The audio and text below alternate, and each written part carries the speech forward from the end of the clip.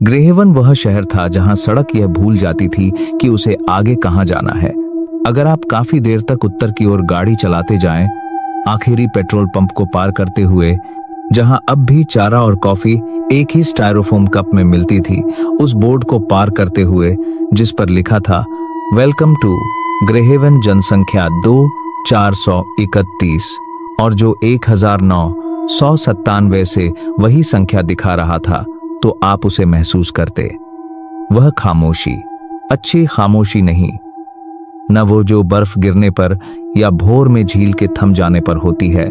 यह सुनने वाली खामोशी थी, इंतजार करने वाली। ग्रेहेवन में रहने वाले लोग इसके बारे में बात नहीं करते थे। बात करना चीजों को और बिगाड़ देता था। इवान मर्सर एक मंगलवार को ग्रेहेवन लौटा, जो किसी तरह सही लगा। मंगलवार वह दिन था जब कभी कुछ अच्छा शुरू नहीं होता।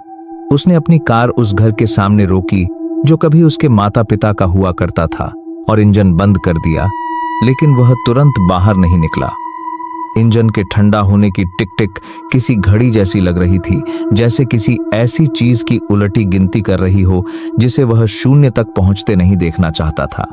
घर उसे याद से छोटा लगा। क्या सब कुछ ऐसा ही नहीं लगता? वह 2 मंजिला क्लैपबोर्ड का घर था, नीला रंग उखड़ा हुआ और बरामदा बीच से झुका हुआ, मानो सीधा खड़े रहने की कोशिश छोड़ चुका हो। पीछे चीड़ के पेड़ बहुत पास आ गए थे, उनकी सुइयां आपस में फुसफुसा रही थीं, जबकि हवा बिल्कुल नहीं थी। इवान ने सबसे पहले यही देखा। हवा नहीं थी, फिर भी चीड़ के पेड़ हिल रहे थे। उसने खुद से कहा कि यह घबराहट है। आखिर वह 36 साल का आदमी था, एक ऐसा आदमी जिसने चीजें देखी थीं, असली चीजें। अस्पताल के कमरों में मौत, उन लोगों के चेहरों पर शोक जो अभी उसे उठाना नहीं जानते थे। अब वह पोर्टलैंड में एक पैरामेडिक था। नाश्ते से पहले ही खून, टूटी हड्डियां और दिल के दौरे देख लेता था। पेड़ उसे नहीं डराते थे, लेकिन ग्रेहेवन डराता था, हमेशा से। वह कार से उतरा और अपना डफेल बैग उठाया। सामने का दरवाजा दूसरी कोशिश में खुला, जैसे हमेशा अटकता रहा हो। अंदर घर से धूल, पुराने कागज और नीचे कहीं से आती हल्की सी मिठास की गंध आ रही थी, जैसे सड़न जो याद करने की कोशिश कर रही हो कि कभी वह क्या हुआ करती थी। हेलो, इवान ने कहा, जबकि उसे पता था कि कोई जवाब नहीं होगा। अपनी ही आवाज उसे चौंका गई। यह दखल देने जैसा लगा, जैसे किसी चर्च में चिल्ला दिया हो। उसकी मां 3 हफ्ते पहले मर गई थी, स्ट्रोक, तेज और दयालु। डॉक्टर ने कहा था, जो एक झूठ जैसा लगा, इसलिए नहीं कि वह झूठ था, बल्कि इसलिए कि सच्चाई उठाने के लिए बहुत भारी थी। इवान घर को समेटने, बेचने और निकल जाने आया था। यही योजना थी। ग्रेहेवन में योजनाएं अजीब होती हैं। उसने बैग नीचे रखा और बैठक में गया। फर्नीचर सफेद चादरों से ढका था, जिससे कमरा ऐसा लग रहा था जैसे वहां भूत आराम करने आते हों। सामने की दीवार पर दादा की घड़ी अब भी खड़ी थी, लंबी और अंधेरी। वह चल नहीं रही थी। इस कमा की दीवार की अला की गिरी पड़ेगा, यह नया था। इवान की भौहें सिकुड़ी। उसकी मां उस घड़ी को कभी रुकने नहीं देती थी, पिता की मौत के बाद भी नहीं। वह कहा करती थी कि जब तक वह टिक टिक करती रहती है, घर को सांस लेना याद रहता है। उसने हाथ बढ़ाकर कांच को छुआ। घड़ी टिक करने लगी। इवान ने झटके से हाथ पीछे खींच लिया। सेकंड की सुई चली धीमी और सोच समझकर, जैसे अनुमति का इंतजार कर रही हो। ठीक है, उसने फुसफुसाया। ठीक है। फिर वह हंसा, एक तेज, घबराई हुई हंसी। तनाव लोगों के साथ अजीब काम करता है, शोक उससे भी अजीब। वह सब अपने दिमागन में बना रहा था। पुराने घर की आवाजें, यादें खाली जगह भर रही थीं। फिर भी उसने घड़ी को दोबारा नहीं छुआ। ऊपर उसका बचपन का कमरा रुकी हुई सांस की तरह उसका इंतजार कर रहा था। दरवाजा चरमराता हुआ खुला, फीके पड़े पोस्टर, नंगा गद्दा और वह खिड़की जो पेड़ों की ओर खुलती थी। इवान कमरे के पार गया और पर्दा हटाया। चीड़ के पेड़ पहले से ज्यादा पास खड़े थे। मुमकिन नहीं, उसने खुद से कहा। पेड़ चलते नहीं, वे बढ़ते हैं। हाँ, लेकिन धीरे धीरे, रोज रोज पता नहीं चलता। सिवाय ग्रेहेवन के। उसका फोन बजा और वह चौंक गया।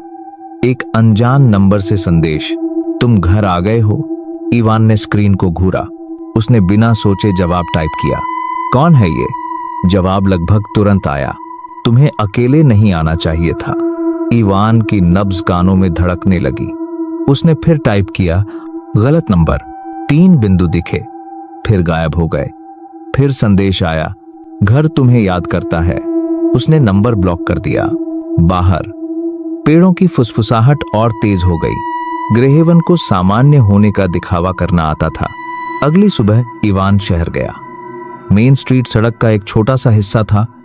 एक डाइनर, एक हार्डवेयर स्टोर, एक फार्मेसी जो दवाइयों से ज्यादा ग्रीटिंग कार्ड बेचती थी, और एक लाइब्रेरी जो 4 बजे बंद हो जाती थी, क्योंकि जैसा कि लाइब्रेरियन कहा करती थी, अंधेरा होने के बाद सीखने की कोई जरूरत नहीं। डाइनर की घंटी इवान के अंदर घुसते ही बजी। कुछ सिर मुड़े। पहचान कमरे में धीमी लहर की तरह फैल गई। Ivan Mercer. काउंटर पर बैठी एक औरत ने कहा, तो तुम हो? वह लिंडा क्रॉली थी। जब इवान 16 का था तब वह 40 की थी, और अब भी बिल्कुल वैसी ही लगती थी जैसे समय ने उसे देखा और परेशान न करने का फैसला कर लिया हो।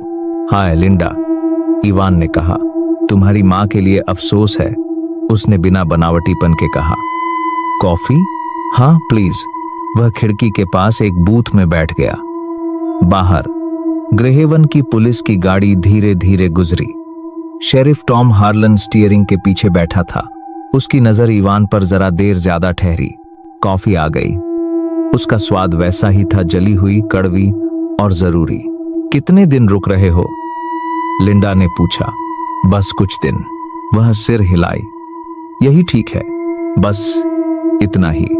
न वापसी पर स्वागत है, न तुम्हें देखकर अच्छा लगा, बस यही ठीक है। इवान को आखिरी बार याद आया जब वह ग्रेहेवन से निकला था। वह 18 का था। पिता पहले ही जा चुके थे, मां खोखली आंखों और खामोशी के साथ। उसने आधी रात को कार पैक की और तब तक चलाता रहा जब तक शहर पीछे एक बुरा सपना बनकर रह गया। किसी ने उसे रोकने की कोशिश नहीं की थी, कोई कभी नहीं करता। पहली रात जब यह हुआ, इवान को लगा कि वह सपना देख रहा है। वह बिस्तर पर आधा सोया पड़ा था, घर के बैठने की आवाजें सुनते हुए। तभी उसे कदमों की आहट सुनाई दी, धीमे, सावधान। ऊपर उसकी आंखें खुल गईं। कमरा अंधेरा था, हवा भारी और ठंडी।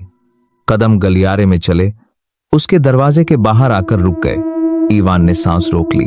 लकड़ी पर एक हाथ रखा गया। खटखटाना नहीं, महसूस करना। एक आवाज ने उसका नाम फुसफुसाया। आवाज उसकी मां जैसी थी। इवान। वह बैठ गया, दिल जोर से धड़कता हुआ।